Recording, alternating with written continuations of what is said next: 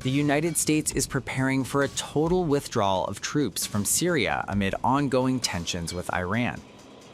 According to Al Jazeera, citing the Wall Street Journal's report quoting 3 U.S. officials, the U.S. military will pull out nearly 1,000 soldiers. The WSJ report indicated that the broader withdrawal of U.S. troops in Syria would unfold over the next 2 months. Remember, the Trump administration has been weighing a full withdrawal since at least January. The fresh move comes as the U.S. military last week withdrew service members from the al-Shaddadi base in northeast Syria and from the al-Tanf base. Al-Tanf base is a key hub for operations for the global coalition led by the U.S. against the Islamic State, which had controlled large areas of Syria and Iraq until 2017. U.S. Central Command said last week's orderly departure was part of a deliberate and conditions-based transition. U.S. officials said withdrawal follows an agreement aimed at reshaping Syria's security structure and consolidating state authority after years of divided control.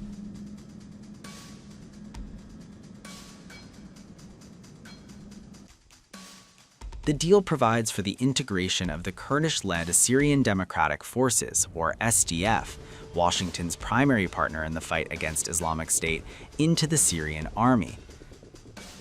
U.S. officials have framed the agreement as a significant step towards national unity and reconciliation after years of fragmented leadership in Syria.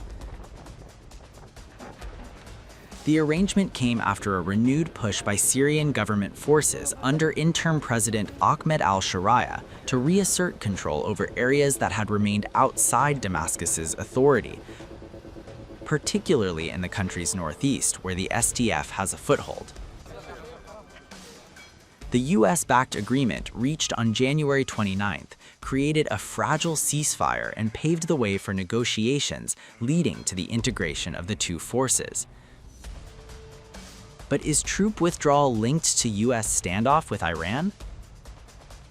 According to the officials, the decision is not connected to the current buildup of U.S. naval and air forces in the Middle East amid tensions with Iran. In recent weeks, the Trump administration has threatened to take military action against Iran over frustrations with ongoing nuclear negotiations.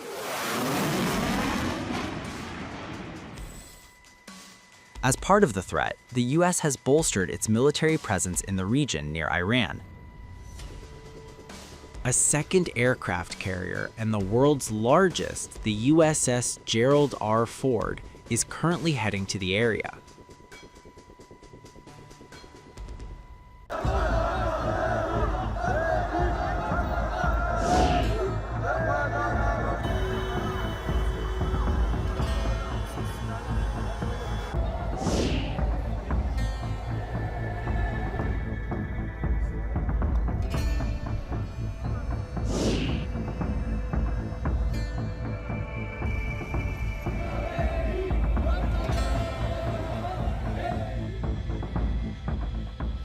The United States has vacated yet another military base in Syria, marking a dramatic shift in its footprint inside a country long scarred by war, proxy battles, and fragile alliances.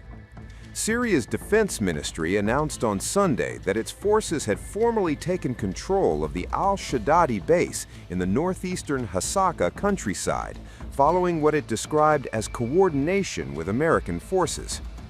The base, once operated by U.S. troops under the banner of the International Coalition Against Daesh, now stands under the authority of the Syrian Arab Army, signaling a significant recalibration of power on the ground. According to the ministry's statement, the handover came peacefully, but its implications are anything but quiet, as Washington continues to unwind its military presence in a region once considered strategically vital. Al-Shaddadi sits near a town that housed a prison where Kurdish forces detained members of the extremist jihadist organization Daesh before Syrian government forces advanced into the area last month.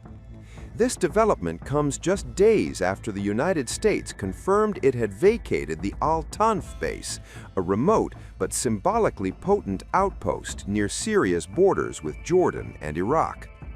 For years, American troops stationed at al-Tanf and al-Shaddadi were part of the coalition effort that led to the territorial defeat of Daesh in 2019, working closely with Kurdish-led forces on the ground.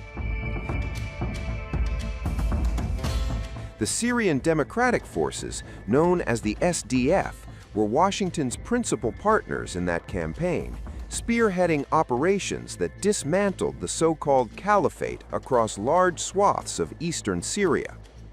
However, the political landscape shifted dramatically after the fall of longtime ruler Bashar Assad in December 2024, a development that reshaped alliances and forced strategic reassessments in Washington.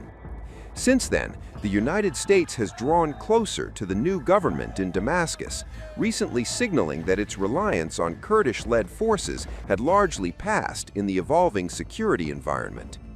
Yet even as bases are vacated and partnerships recalibrated, the threat posed by Daesh has not disappeared, lingering in the shadows despite its loss of territorial control. On Saturday, U.S. Central Command confirmed that American forces had conducted more than 30 strikes against Daesh targets across Syria earlier this month. Between February 3rd and February 12th, those strikes targeted infrastructure and weapons storage sites, underscoring that while ground presence may be shrinking, air power remains firmly in play. From February 3rd to 12th, CENTCOM forces hammered over 30 terrorist targets with 10 precision strikes, using jets, helicopters, and drones to obliterate infrastructure and weapons caches. This follows 5 earlier hits on ISIS comm sites, logistics hubs, and arms depots from January 27th to February 2nd. It's all part of Operation Hawkeye Strike, launched after ISIS ambushed U.S. and Syrian troops in Palmyra on December 13th, killing 2 American service members and an interpreter. In 2 months, over 50 ISIS fighters killed or captured, more than 100 targets destroyed with hundreds of precision munitions. Pressure's on. ISIS is crumbling. The message from Washington appears layered and deliberate. Boots may be stepping back, but the capacity to strike remains intact and ready. For Damascus, the takeover of al-Shaddadi represents both a symbolic restoration of sovereignty and a practical expansion of control over strategic territory in the northeast. For the Kurdish-led SDF, the evolving dynamic raises pressing questions about future security guarantees and political leverage in a Syria still navigating transition. And for the broader region, the withdrawal from al-Shaddadi and al-Tanf signals a potential pivot point in America's long engagement with the Syrian conflict.